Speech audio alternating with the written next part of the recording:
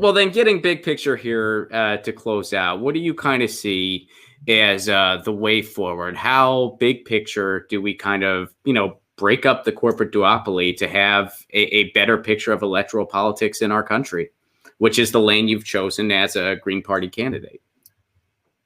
I think the left, particularly this new socialist movement, has to declare their political independence.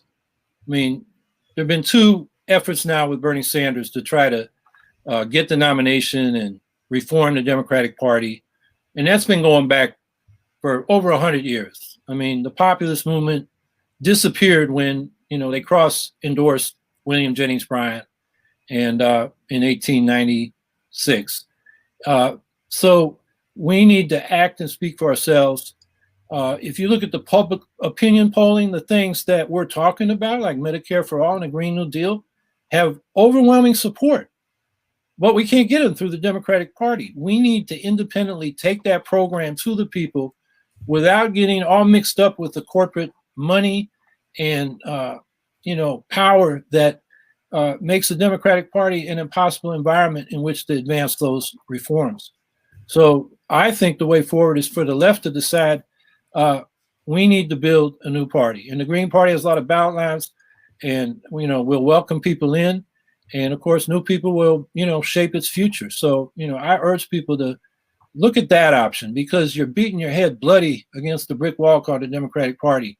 And we got, the climate crisis, the new nuclear arms race, the inequality that is, making life so hard for, at least the bottom half of our people on the income spectrum. Basic problems. They complain the Greens are spoiling the election. Ranked choice, national popular vote for president, that answer we've been giving them for 20 years. The Democrats haven't picked it up because they would rather, in fact, here in New York, in the dead of night, as part of the state budget, it's a very austere budget that Governor Cuomo got through. He's getting a lot of attention as kind of a take charge guy compared to the bumbling Trump. But in the background, he just attached to that a law that will increase by 2.5 times the number of votes. The Green Party will need to keep the ballot. And if we lose it, then we got to get 3 times more signatures, from 15,000 to 45,000 in a 6-week window. It's a plan to kill third parties. And he's doing that under the cover of the coronavirus. So, when the Democrats get on their high horse about the Russians, I say, with Democrats like Cuomo, who needs Russians? Well, yeah, he also, he's getting pat on the back right now. Meanwhile, he cut Medicaid, and yeah, it's a complete mess. But so, well, going on that answer though, you're saying it's like we need to coalesce, we need a new party. So do you see it as kind of the place of the Green Party is to sort of, don't you see it as kind of like your guys' lane is to convince all of these lefty groups, the DSA, the SA, and all these lefties that the answer, as far as a political party is concerned, is the Green Party? Do you see it that way, or? Yeah, but I believe in organizing the people, not trying to organize the left, particularly the organized left, because they have organizational interests, and lefties can split hairs, whereas the people, they got some basic needs, healthcare, housing, income, jobs, a clean environment. And I think we can build a mass base. We're going to need a mass base. The left is not a mass base. It's a small group. Now, I welcome the lefties in. A lot of them have good, theoretical background and understanding of society. And part of what we need to do, besides mobilizing people around immediate demands, is helping them understand why capitalism is stealing wealth you create, and why it's a system of endless growth that's inevitably going to destroy the environment. And, socialism is economic democracy, not autocracy. And, their basic political education, things like that, that's what a party can do. A party is a place where people can come together and find their common interests that can link the different issues. The problem we got now is we have a lot of nonprofits that, if you look at where the funding comes from, it comes from billionaires. There's the Lewises and the Soros and so forth on the left, and the Koch brothers and the Mercers on the right. But the people that decide, what their base is going to do are staffers that are hired and sit around a table and make the decisions. And then we get our orders over the internet. What we need is a place where we can come together at the base and think for ourselves, act for ourselves. And that's what a party can do, and find our common interests. We're divided within the working class along occupational lines. Are you in a big company with a union and a good contract? Are you in a small business with no protections? You know, are you in the welfare or the prison system, where some workers are the clients and some workers are the supervisors? You know, but they're all workers and they're both victimized by the system. How do we find common ground?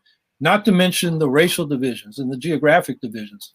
So that's why we need a party. I mean, a party like the left invented this kind of party back in the 1800s when they were fighting for the ballot in Europe. And, you know, like take England, the Whigs and the Tories. The Whigs were funded by the emerging business and professional class, the Tories by the landed elites. And so rich people in both those camps would fund their parties. They were top down. And then what became the Labor Party said, well, we're going to have to compete politically and fight for the ballot. And when we get it, fight for votes by paying for this ourselves, because rich people don't want us to have any power. And so they said, we got to do with our party like we do with our unions. We pay dues. And they built local chapters and built a, you know, strong party from that. That's what we got to do. And I think, you know, people say, well, the electoral system means you can't do it in this country.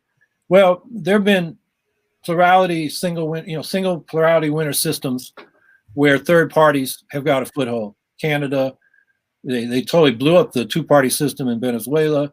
Mexico, England has third parties, even though they have this, you know, single plurality winner system. Of course, we want to change that, but it's not an insurmountable barrier. I think the biggest barrier is that the left has for, you know, nearly 100 years now been trying to get what it wants through the capitalist party called the Democrats.